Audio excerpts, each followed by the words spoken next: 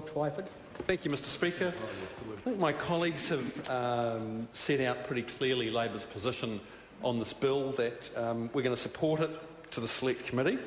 but there are a number of issues in the bill that we think deserve plenty of debate and analysis at Select Committee, and also public debate, I think, and I'll go into some of those. But I just wanted to say what an incredibly exciting event this is going to be for New Zealand, and not just because of the considerable potential economic benefits for the country as a result of this tournament. And I don't know, Sir, if you saw this or if members saw an interview on the news the other night with Bishop Desmond Tutu, who was interviewed by a British journalist as he was walking away from one of the soccer games in South Africa as part of the Rugby World Cup. And the journalist said to him, you know, what do you think of the fact that South Africa is spending millions of dollars on this tournament when it suffers the most appalling poverty and HIV/AIDS epidemic and so on? And Bishop Tutu, in his inimitable way, said, this is not about the economic benefits, it's not about the money, it's about an experience that makes people realise that that they are part of something that's bigger and better. It's about that sort of indefinable thing that lifts us out of our daily lives. And I actually do think, sir, that the Rugby World Cup is going to be an amazing fiesta of football and an opportunity for us to play host to, as people have said, 70,000, or some estimates are even up to 85,000 international visitors who will come here. And it really is a hugely exciting opportunity. The prospect of this event and the sheer scale of it, sir, the biggest event of this kind that New Zealand has ever hosted and perhaps ever will, raises some very interesting policy challenges for the government that I want to talk about. And it's set out, I think, in the commentary to the bill and in the regulatory impact statement that the purpose of this bill is to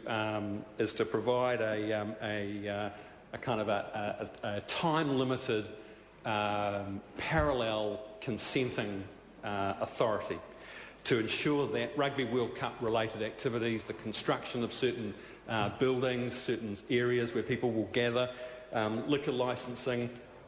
road closures, all the sorts of things that may need to happen to ensure that the Cup can and all the festivities can be carried out smoothly, that this temporary consenting authority is needed to ensure that all those things that are necessary for a successful event aren't allowed to fall foul of the current arrangements and the current regulatory processes that are mostly carried out by territorial local authorities. And I think Labor, sir, accepts that that case has been made, that this is an exercise in risk management. There is too much at stake for the country. We cannot afford for the regulatory mechanisms to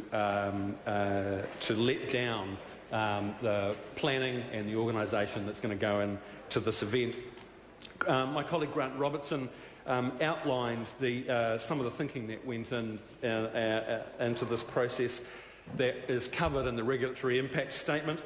and the discussion of possible alternatives. And in the regulatory impacts, there's a statement, Sarah, about how this bill needs to be flexible enough to respond to unforeseen consenting requirements to do with the Rugby World Cup. However, it needs to avoid undermining the integrity of the underlying regime, that is the Sale of Liquor Act, the Resource Management Act and so on, for activities that are not urgent or that are not unforeseen or that are unrelated to the staging of the Rugby World Cup. And Mr Robertson discussed a couple of the sort of alternatives that were considered before the preferred option was settled on. Sarah, I wanted to direct most of my comments to the question of liquor licensing, because this is one of the key provisions in the bill, and it's an area that I think should be subject to open and vigorous public debate, because there are some really sensitive trade-offs to be made here, sir, that between the success of the event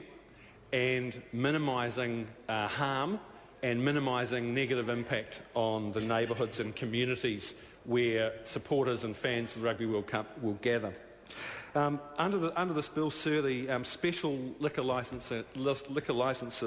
can be given out from the period of September the 9th until October the 31st.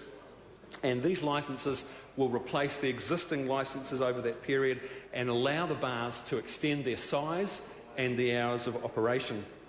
It also allows the authority to set certain limits around the type of alcohol, the size of drinks sold, and so on.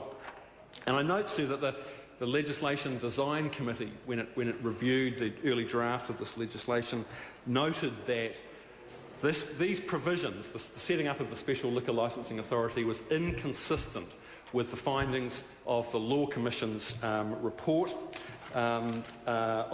I think, liquor in our lives, curbing the harm. And MED subsequently commented that this was somehow irrelevant because the Law Commission's report wasn't government policy, or wasn't yet government policy. And I just want to explore that for a second, because I believe, sir, that there is a developing consensus in this country about the need for us to tackle the culture of binge drinking and the social harm that's caused by the way that we drink. And I believe there's an agreement forming that, for instance, the easy availability of liquor in our communities, a very liberal licensing regime that allows in some places 24-hour alcohol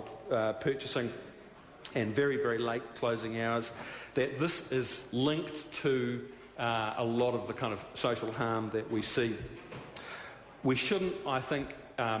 trivialise or minimise the importance of the Law Commission's report. 2 years of work, 3,000 submissions, and the overwhelming majority of those submissions were for a tightening of the laws around access to liquor and opening hours included, sir. It's significant that the police initially opposed the provisions in this bill, and they said that the Sale of Liquor Act was perfectly capable of dealing with what was needed. And if I'm not wrong, sir, the timeframes in the Sale of Liquor Act are identical or very similar to the timeframes in this bill. And one of the main parts of this bill is that it says that this is not about changing the criteria for consenting, it's about changing the timeframes just to expedite the process. Well, actually, in relation to liquor licensing, this bill has the potential to significantly change the way and not just the timeframes, but the actual outcomes in terms of liquor licensing. And the scenario, sir, is that it will, for the purposes of putting on the best possible event and providing hospitality, that the norms and the rules around liquor licensing will be thrown to the winds, and we'll see, for the period of these weeks of the World Cup, we're going to see a much liberalised regime that could result in significant public harm,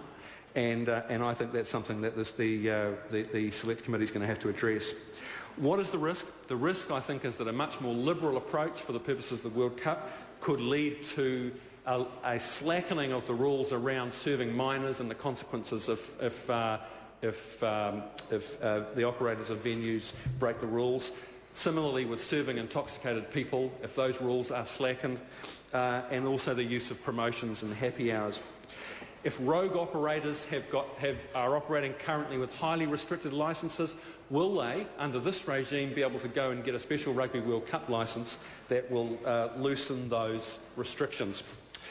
I think all these things should be the subject of public debate, and the question here is, to what extent are we prepared to open the door to much more liberalised liquor laws for a defined period in a way that is out of step with the way community sentiment is going? And I think finally, sir, I would say that The balance has to be struck very carefully, and we saw the minister side with Heineken, with